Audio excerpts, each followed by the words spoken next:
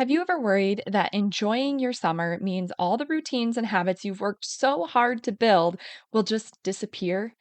It's easy to hold on tightly to our plans because we don't want to lose the progress that we've made. But sometimes that can keep us from fully enjoying the freedom and the flexibility that we wanted in the first place. So, in today's episode, I'm sharing how to create that summer bucket list that will help you make memories, have fun, and embrace the season without abandoning the routines that keep your life running smoothly. Are you ready to stop the chaos, the stress, the overwhelm that's filling your life? I'm Renee Matt, and together you and I are going to build simple routines that are going to change your life. When you put these habits into practice, you're going to be able to organize your life in a way where you can be there for your family, pay off your debt, save money, your house can stay organized, you don't have to stress about what's for dinner, and you still get time for yourself. So without further ado, let's get started. Welcome to the Routine Advantage Podcast. Summer used to be one of those seasons that I really loved in theory, and then it would get there and I would be hot and sweaty and sticky, and I live in Minnesota, so we've got a lot of mosquitoes. It's in certain seasons. Some summers are great, but some summers aren't so great, and I would get just kind of hot and cranky, and I have learned as I've gotten older, I have learned to really enjoy summers more. So I am actually looking forward to summers now at my ripe age, but I never used to. But the idea of a fun summer bucket list just it sounds so enjoyable. But when I think about having a summer bucket list, I'm also thinking of all of the disruption that will come with routines. And some of us hold on really tightly to our routines. We hold on to that rigid schedule because that is what keeps us on track. It's what keeps us organized. It's what keeps our brain from feeling frazzled and feeling like we're being pulled in all different directions. So we have to understand how we can let loose and enjoy our summer and enjoy those fun activities and those things that are like popping up in our life that aren't necessarily around all year long without losing all of the progress that we've made because we don't want to just be like hands in the air, whatever, like let's just do whatever we want and everything just goes off the rails. Yes, we might be having fun, but also internally we're really stressed about it and we don't know how to get back on track when the summer ends and we go into a new season. So, what we really want to do is figure out how to balance it so that we don't lose the progress. We keep the structure while also keeping the flexibility that we initially tried to create. So, what I want to talk about is how to kind of do this. So, I want to walk through a couple of steps that will help you to start thinking about how you can really build the fun into your life while also keeping the structure. So, number one, you need to understand your foundational and your personal routines. So, your foundational routines, those are the routines that we talk about here on the podcast. There are five of them and they really apply to anybody. I think that you need some type of basic routine in each of these five areas, and it's your morning routine, your meal planning routine, your daily seven home routine, your movement routine, and your budget routine. These these five routines will give you a baseline of what you can fall back on. So it helps you to just create a go-to routine to keep these five areas running smoothly. But in addition to these five, sometimes you have more routines that you like to fall back on. So, like right now, I mean, if we're going into summer, you're probably not going to have an after school routine, but maybe you will. Maybe you'll have, a like summer sports routine of getting things prepped or getting things arranged. Maybe you have a work block routine because you work from home. There are many different types of personal routines that you will build into your life that don't apply to the five foundational routines. And sometimes you might think that the five are perfectly fine, and that is what is helping you stay on track. And that is completely fine. But understanding which routines are important to you and knowing your baseline of routines is really important. And once you do this, and once you understand which routines are important to you to keep your life running smoothly and functioning well, you also need to understand where you can edit them. Because if you can clarify what the routine is, it's going to be easier to edit. So let's say you have your morning routine, and right now you've got like this big morning routine. It takes you 2 hours from the time you get up to the time you really like are starting your day. And that is your morning routine. Well, look at that and ask yourself, if I'm trying to edit things in the summer and I need to create more space, is there anything in this routine that I can cut through the summer that I'm going to be comfortable with? And if there isn't, that's okay. Move to the next routine. But if there is, then see if you can make some adjustments.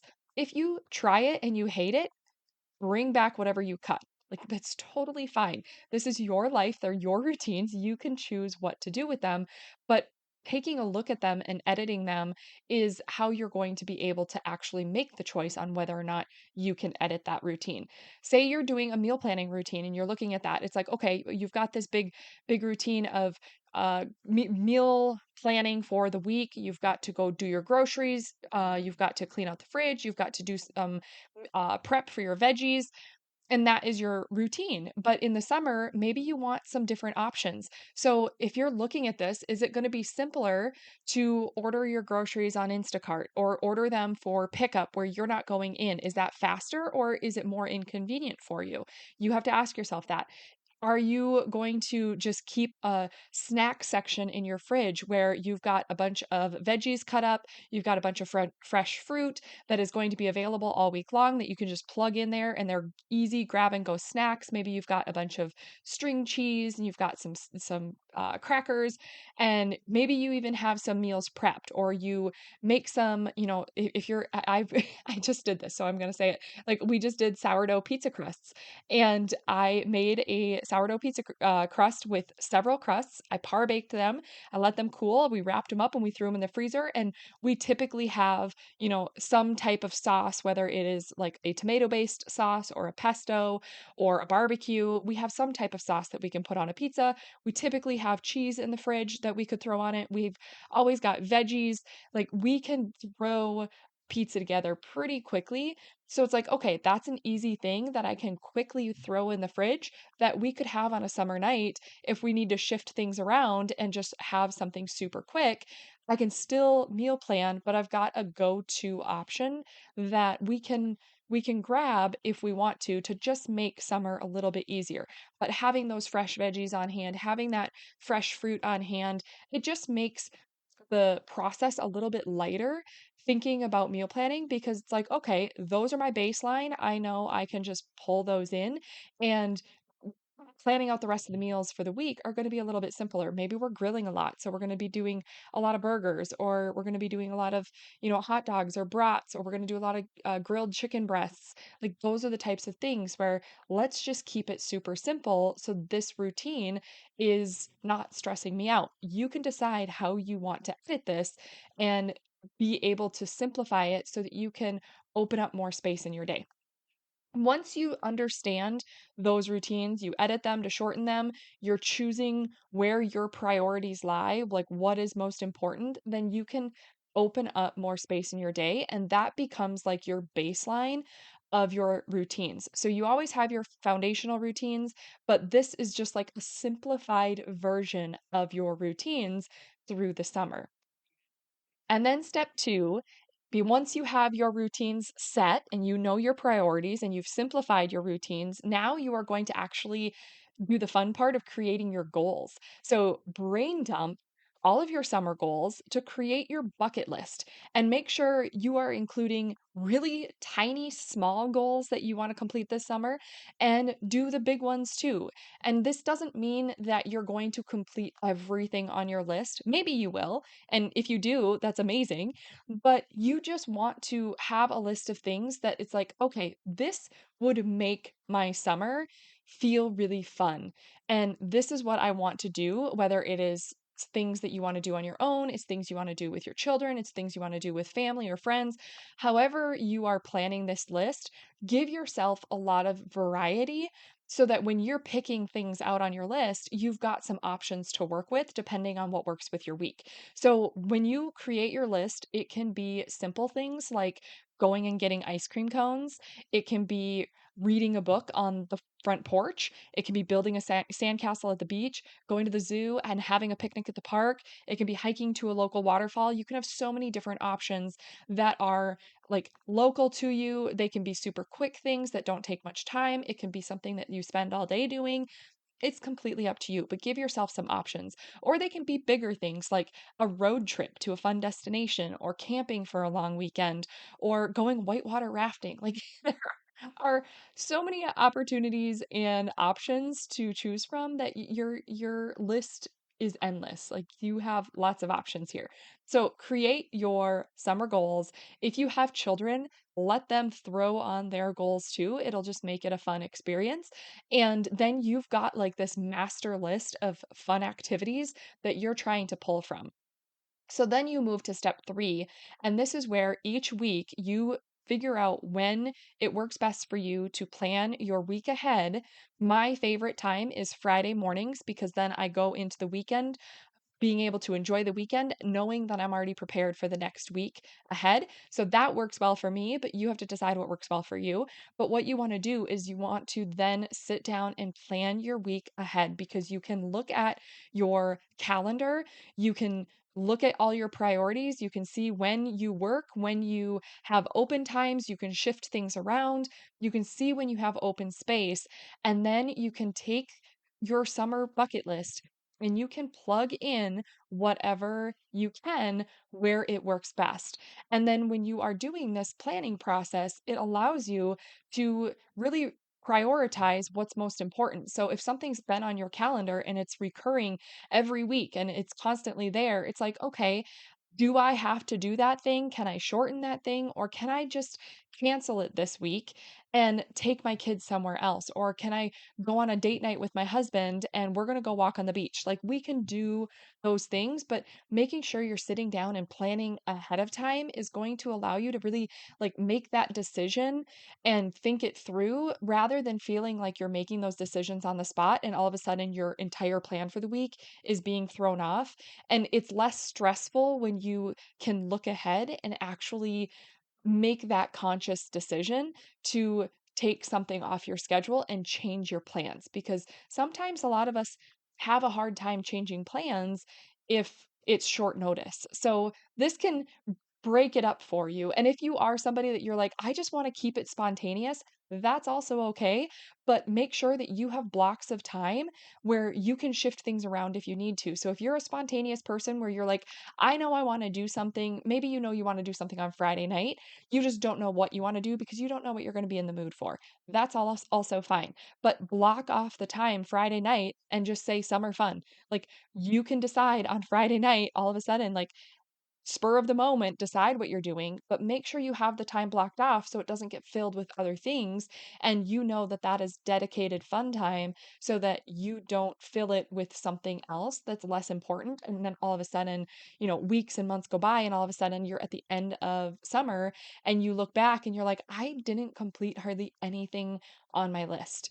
And that's a really kind of bummer feeling when that happens. So we really want to take the valuable time that we have and focus on what is going to make life enjoyable. The best summer is a summer filled with memories, and that's what we can do by taking this time to actually plan ahead and be able to balance our routines with the flexibility of pulling in our summer bucket list so that we have kind of the best of both worlds. It's simplified, but it's also keeping us structured with the flexibility to pull that fun in.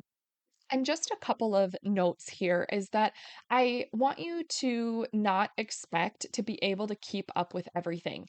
Being able to keep up with everything is just kind of impossible. Something's got to give. So do not feel like you're failing somewhere if everything is not perfect. It's not going to be perfect. If you're trying to do a lot of things and you're shifting things, something's going to kind of fall to the wayside, at least for a short period of time. And that's also okay. But you have to understand that by doing this process and planning ahead allows you to actually make the choice about where you're going to give some wiggle room. So something's going to give whether or not you plan for it. But being able to plan ahead allows you to make the choice of what is actually going to happen rather than having everything come at you and then feel like you're failing in so many different areas and that you're dropping the ball and not enjoying it as much. So just keep that in mind. Like, I want to give you some encouragement that it's okay to let some things go, especially if you are making that conscious decision to let it go, because we can always pick it back up later. We can still have those routines and focus on simplifying them during certain times of the year so that when summer is over, we can just build up our routines again so that it's structured the way that works best for us. And then we can feel like we never lost the good habits and routines that we've built. We just edited them. And now, when we are ending summer, we can build them back up to what works best for us when we're going into a new season of life. But as we're entering summer now, we can choose to simplify things and pull more fun into our lives to make that conscious effort and conscious choice to do that. So, what we really want to do is just focus on the basics at this point so that we can pull in more.